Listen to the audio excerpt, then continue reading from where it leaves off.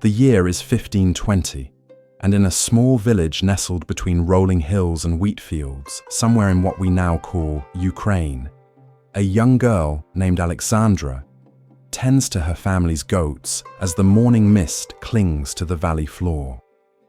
She has no way of knowing that within hours her entire world will collapse, and that this simple peasant girl will one day wield more power than most European kings. She cannot imagine that her name will be forgotten, replaced by one that will echo through the corridors of history for centuries to come. Ibraim Sultan, the woman who would captivate the heart of the most powerful ruler on earth and reshape an empire from within the walls of a palace she never chose to enter. But on this morning, she is simply Alexandra, barefoot in the dewy grass, humming a folk song her grandmother taught her while watching the sunrise paint the eastern sky in shades of gold and rose. The air smells of fresh bread from her mother's oven and the wildflowers that grow along the village paths. This is the last morning of her old life, though she doesn't know it yet. In a few hours, the sound of hoofbeats will shatter the peaceful silence of her world forever. Before we dive into this extraordinary true story of survival, transformation, and ultimate triumph, if you enjoy learning about the hidden figures who shaped history from the shadows, consider hitting that like button and subscribing for more content like this. Please comment below to let me know where you're listening from. I find it incredible that we're exploring these ancient stories together from different parts of the world, connected across time and space by our shared fascination with the remarkable individuals who defied every expectation placed upon them. The Ottoman Empire in 1520 was unlike anything the world had ever seen. Stretching from the gates of Vienna to the shores of North Africa, from the Black Sea to the Red Sea, it was a colossus that made European kingdoms tremble. At its heart sat Istanbul, the jewel of two continents, where the massive dome of Hagia Sophia dominated a skyline punctuated by countless minarets reaching toward heaven.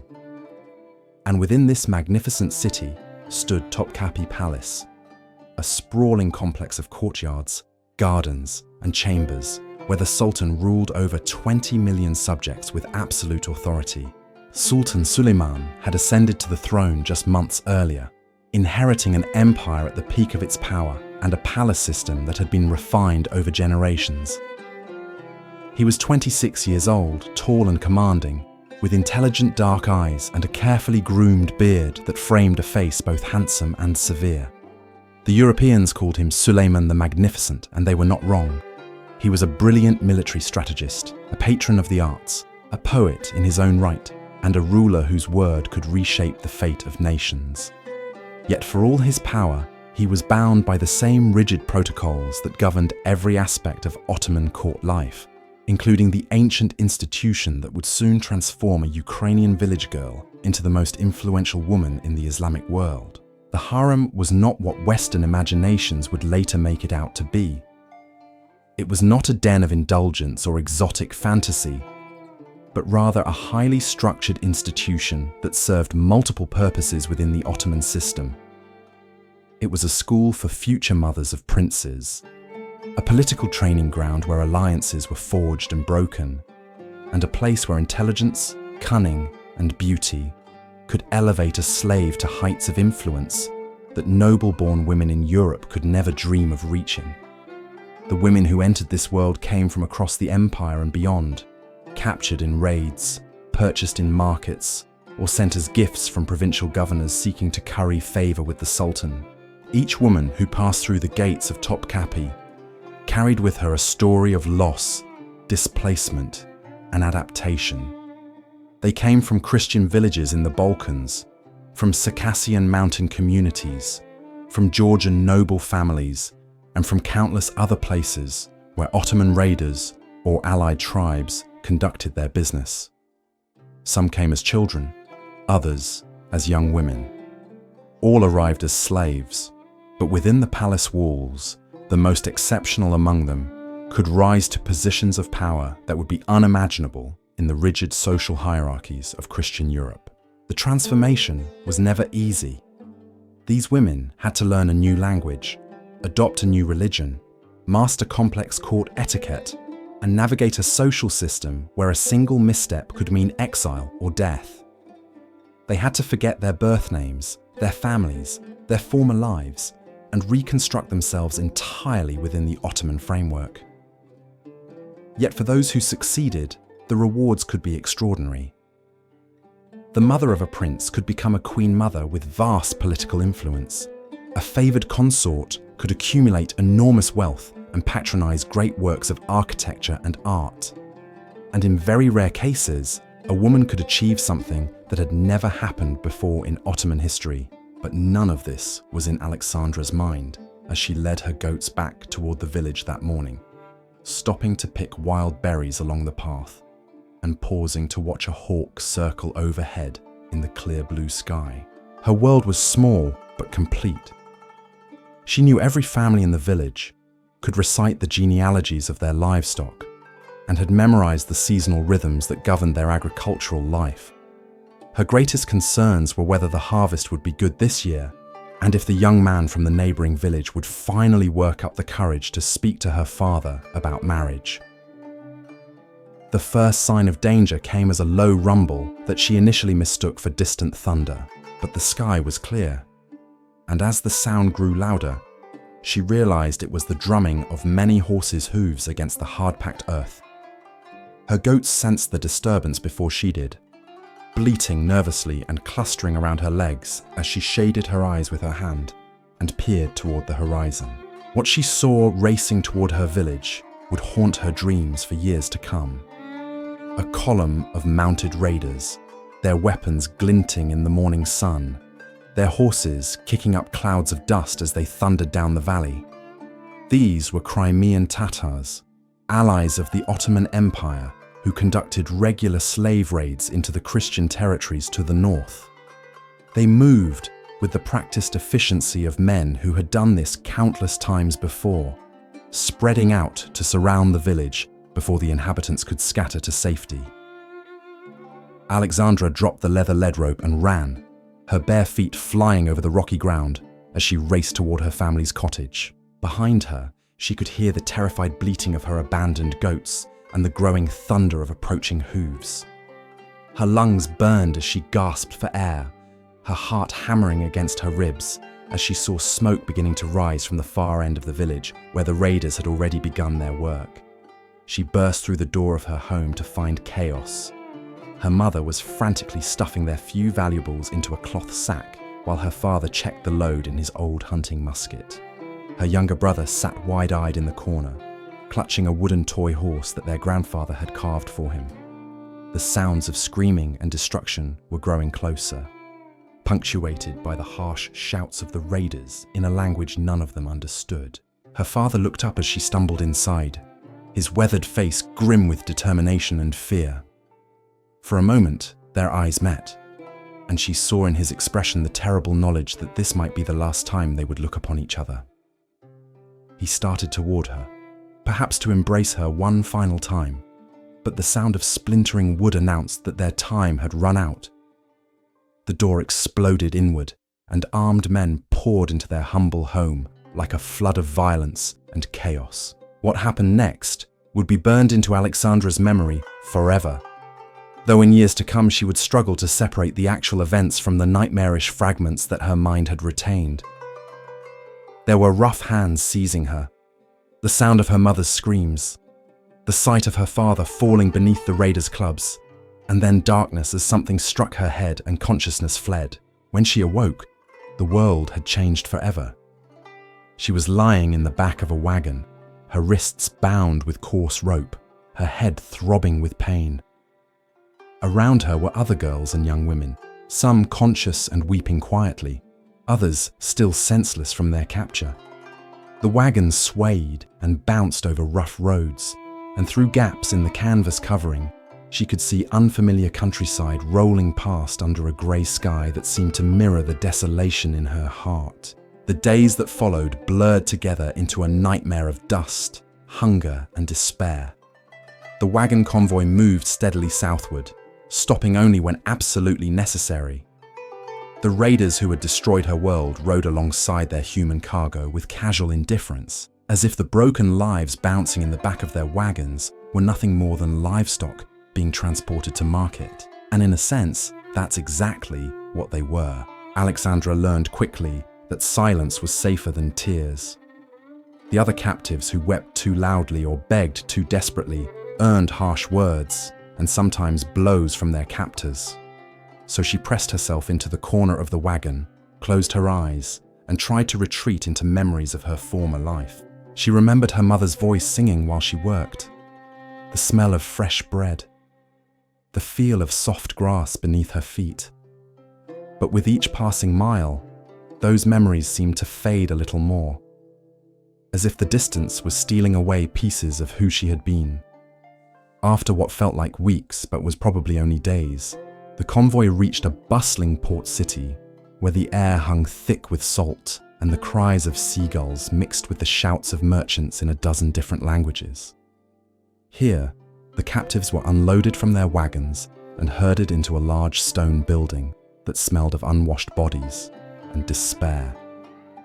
This was a slave market, though Alexandra had no words for what she was witnessing. For the first time since her capture, she saw herself clearly in a broken piece of mirror that hung on the wall of the holding area. The girl who stared back at her was almost unrecognizable. Her face was streaked with dirt and tears, her hair matted and tangled, her simple village dress torn and stained. But beneath the grime and trauma, something else was visible. Even in her degraded state, there was something about her features, her bearing, that caught the eye. The slave traders noticed it too. She was bathed, given clean clothes, and her hair was combed and braided. The transformation was remarkable. Where there had been a frightened peasant girl, now stood a young woman whose natural beauty shone through despite her circumstances. Her eyes, a distinctive shade of green that seemed to change color in different light, held an intelligence that had not been dimmed by her ordeal.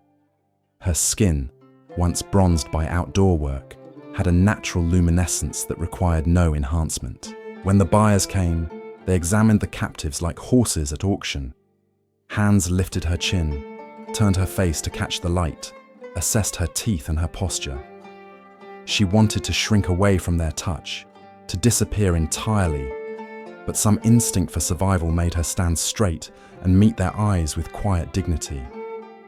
This was not submission, but something else entirely. It was the first glimpse of the steel that lay hidden beneath her gentle exterior. The man who purchased her was different from the others. Where most buyers were crude merchants or minor officials looking for household servants, this man carried himself with the bearing of someone who served in the highest circles of power. His robes were of the finest silk, his turban adorned with a jeweled pin that caught the light as he moved. When he looked at her, it was not with the appraising eye of someone buying property, but with the calculating gaze of someone who recognized potential. His name was Ibraim Pasha, though she would not learn this until much later. He was the Grand Vizier of the Ottoman Empire, the Sultan's most trusted advisor and closest friend. And he had not come to this provincial slave market by accident. Word had reached him of an unusual group of captives, girls whose beauty and bearing suggested they might be suitable for the most exclusive destination in the empire. The journey to Istanbul took several more weeks, but this time Alexandra travelled in very different circumstances. Instead of a rough wagon, she rode in a covered carriage with cushioned seats. Instead of coarse rope, her hands were free. Instead of stale bread and brackish water, she was given proper meals and clean water to drink. The other girls who had been selected for this special journey were equally bewildered by the change in their treatment, but none dared to ask questions. As they travelled through increasingly civilized territory, Alexandra caught glimpses of the empire she was entering. Magnificent mosques with soaring minarets, bustling marketplaces where merchants sold goods from across the known world, caravanserais where travelers from distant lands shared meals and stories. This was a civilization unlike anything she had ever imagined, vast and sophisticated and utterly foreign to everything she had known. But it was when they finally approached Istanbul itself that she truly understood the magnitude of what lay ahead. The city rose from the water like something from a dream, its countless domes and minarets creating a skyline that seemed to touch the very heavens. Ships from every corner of the world crowded the harbour, their masts creating a forest of wood and rope that stretched as far as the eye could see, and dominating everything, perched on its hill overlooking the Bosphorus, stood Topkapi Palace. The palace was not a single building, but an entire city within the city, surrounded by massive walls that had protected the seat of Ottoman power for generations. As their carriage passed through the first gate, Alexandra felt the weight of history pressing down upon her. This was where decisions were made that affected millions of lives, where the fate of nations was decided, where the most powerful man in the world held court. She was delivered to the harem quarters, where an elderly woman with sharp eyes and an imperious manner looked her up and down with the same calculating gaze she had seen in the slave market. This was the Valade Sultan, the Sultan's mother, and she ruled this feminine domain with absolute authority. Her word could elevate a girl from the lowest ranks to the highest, or condemn her to a life of invisible servitude. The woman spoke to her in Turkish, which Alexandra did not understand, then switched to a heavily accented form of her native language. The questions came rapidly. How old was she? Could she read? Could she sing? Could she dance? Did she know any languages other than her own?